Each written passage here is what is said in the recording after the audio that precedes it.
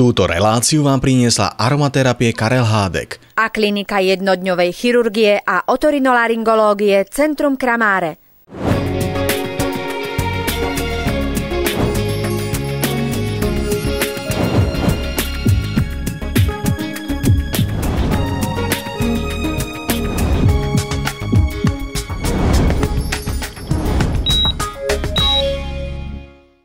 Oddychnúť si, spoznať niečo nové a upevniť si svoje zdravie. Aj to by sme mali počas leta. Môžete to stihnúť i v nasledujúcich minútach pri sledovaní relácie o zdravšom živote.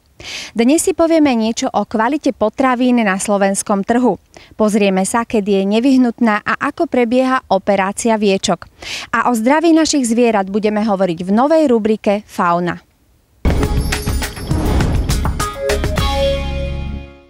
Pri stole sa dnes čoraz častejšie sťažujeme, že ten chlieb sa už nedá jesť alebo tie párky sú samá múka.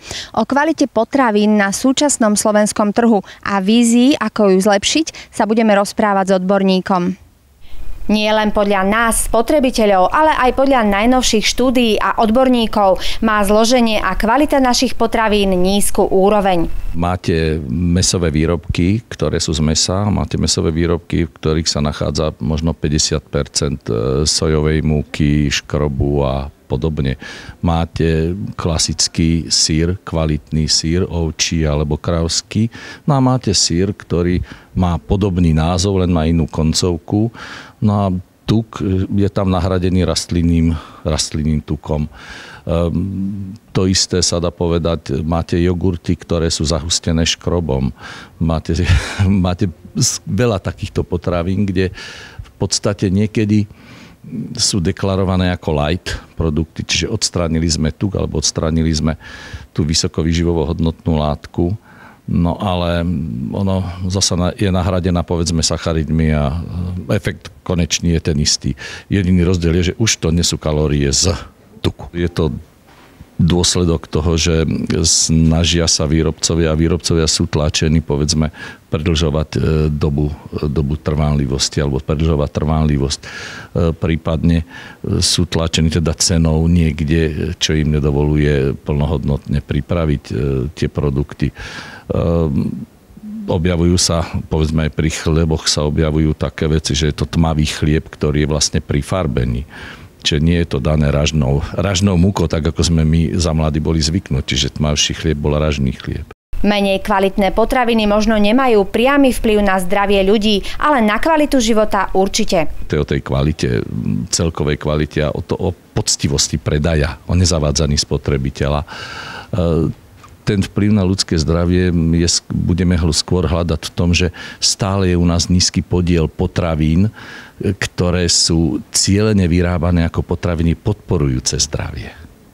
Niekto im hovorí funkčné potraviny, health product, čo ja viem, tieto biopotraviny, ktoré určitým spôsobom vieme, že máme garantované, že tam nie sú reziduá cudzorodých látok a podobne. Ktorým smerom by sa to snáď mohlo zlepšiť? Konečne máme na stole koncepciu rozvoja poľnohospodárstva. Počíta sa s podporou práve malých výrobcov, počíta sa s podporou priameho predaja, teda skrátením cesty potraviny od výrobcu k spotrebiteľovi, čo je tiež jeden dôležitý prvok.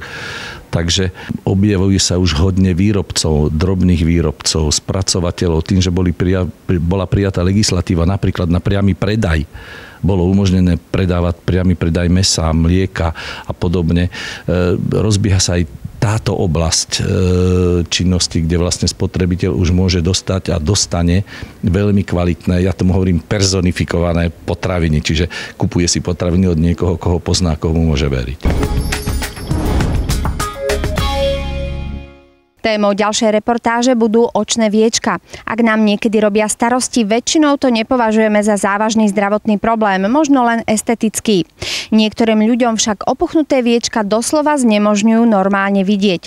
Vtedy pomôže operácia na oddelení estetickej chirurgie a my sa dnes pozrieme, ako prebieha. Estetické operácie sa realizujú na rôznych častiach tela. Áno, estetické operácie v podstate zamerané jednak na chirurgiu hlavy a krku, to znamená operácie viečok, operácie odstávajúcich ušníc, operácie vonkajšieho nosa, prípadne aj operácie samozrejme prsníkov, augmentácie prsníkov, zmenšenie prsníkov, prípadne abdominoplastiky, to znamená v prípade, že napríklad mladé ženy po tehotenstve rýchlo priberú, následne rýchlo schudnú, tak takýto výkon, prípadne aj terapie alebo teda operácie u ľudí, ktorí sa snažia schudnúť, nejde im to, tak aj odsávanie tuku a podobne. Pri operácii viečok sa však rieši nielen estetický, ale i zdravotný problém.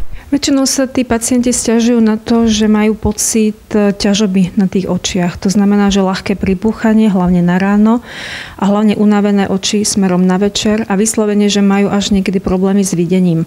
Tým, že najväčší ten pád toho viečka je na bočnej strane, tak poväčšine majú problém s videním do strán, lebo to začína padať práve na tej vonkajšej strane kútika. U niekoho je to len čisto nadbytok kože, to znamená, že vyslovene mu prevísajú tie viečka cez okraj myhalníc, alebo naopak sú to také tie príliš opuchnuté vačkovité oči. O čo ide pri takejto operácii? V podstate zredukujeme nadbytočné množstvo kože a plus sa ešte pozrieme na tukové vačky, ktoré s najväčšou pravdepodobnosťou tie zredukujeme. Čo vlastne spôsobuje takýto stav, ktorý je potrebné operatívne riešiť?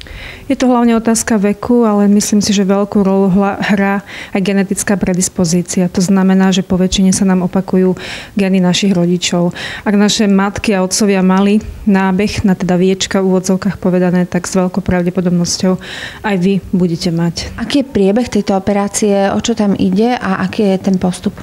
Operácia sa robí v lokálnej anestéze po ľahkej premedikácii na také, by som povedala, uvoľnenie pacienta.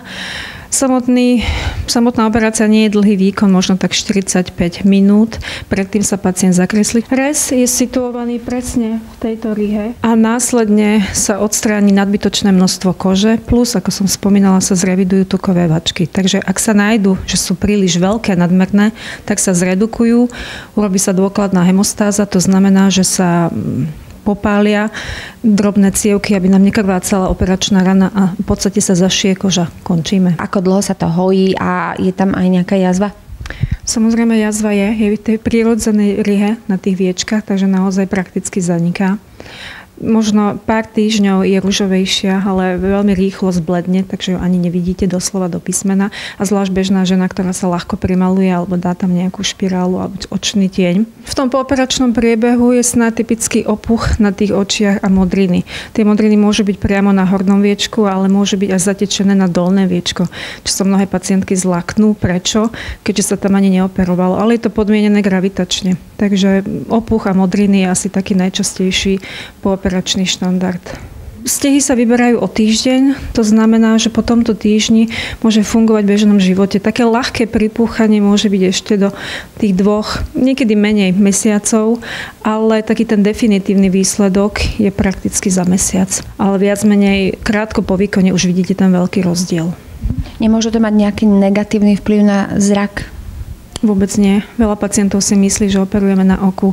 My sme mimo oka. Sme v koži, sme v podkoži, ale mimo oka. Dnes sme videli operáciu horných viečok, ktorá býva jedna z najčastejších operácií estetickej chirurgie. V súčasnosti tento typ zákroku síce zatiaľ je stále zaraďovaný do estetickej chirurgie, ale už by som povedala, že je to niečo medzi estetickou chirurgiou a zdravotnou indikáciou u pacienta.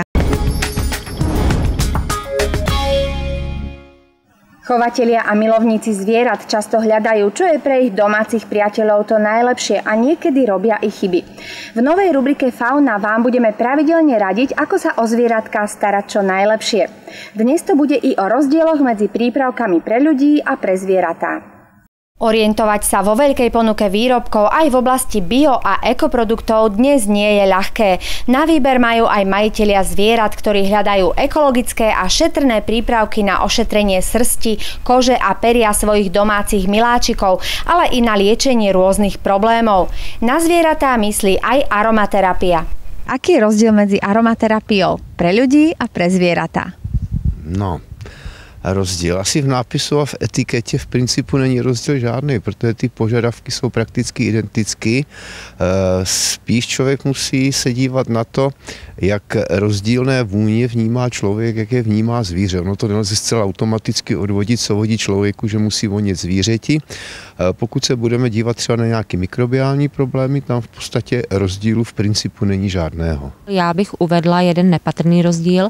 U lidí, když aplikujeme oleje, tak můžeme v podstatě aplikovat jinou cestou a jiným způsobem, nežli u zvířat. U zvířat musíme brát v potaz to, že vlastně mají menší část kůže a jsou víc nasrstěné, takže používáme vlastně jakoby jiné složky. Takže v podstatě ten rozdíl je akorát v tom použitém materiálu. To jsou rostlinné oleje, éterické oleje, no a podle požadovaného účinku jejich koncentrace a to, co tady říkala Míša, u člověka, který je víceméně holej, můžeme mít masnější věci, chudák pes by potom mohl okapávat tuk, takže tam musí být relativně suší věci.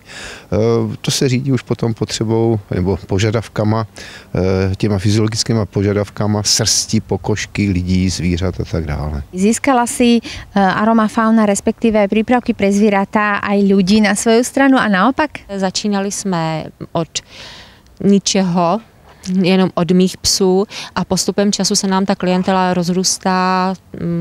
Patří sem zde už chovatelé psů, koček, koní, jsou to chovatelé papoušků, občas se nám objeví i chovatelé, nebo nevím, jestli je to správný výraz, chovatelé, vlastně ten, kdo má včelstvo, že ošetřují vlastně úly pomocí aromaterapie, takže ta klientela se rozšiřuje.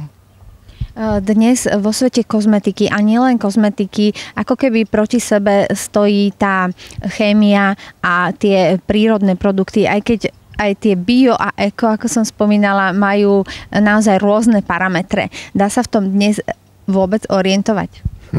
Ano, dá velice jednoduše, já nemám kůži ani eko, ani bio, moje kůže má nějaké fyziologické vlastnosti a ty musí být respektovány. Jedno je, jestli je to bio, eko. Aroma Fauna to je oblasť, ktorá sa snaží starať o zvieratá iným spôsobom. Skúsme to ešte trošku upresniť pre ľudí, ktorí sa s tým stretávajú poprvýkrát a majú doma nejaké zvieratka, možno by to radi vyskúšali. Ano, tady v podstatě se jedná o úplně něco jiného, než na co jsou zvyklí. Jedná se zase o to, že vlastně u těch zvířátek pěstujeme za jedno srst nebo peří nebo tu pokožku. V dnešní době ty zvířata už mají stejné problémy jako lidi.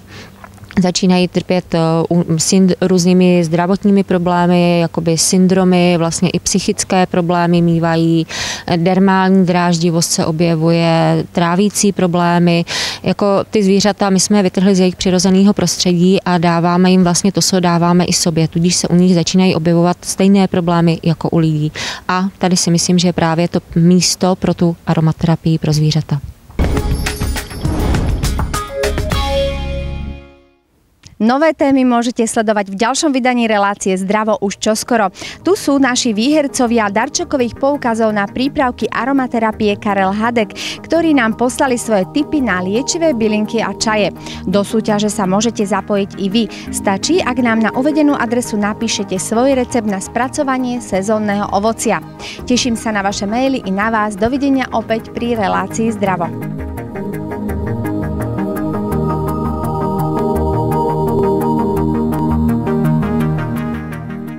Túto reláciu vám priniesla aromaterapie Karel Hádek. www.karelhadek.eu a klinika jednodňovej chirurgie a otorinolaryngológie Centrum Kramáre.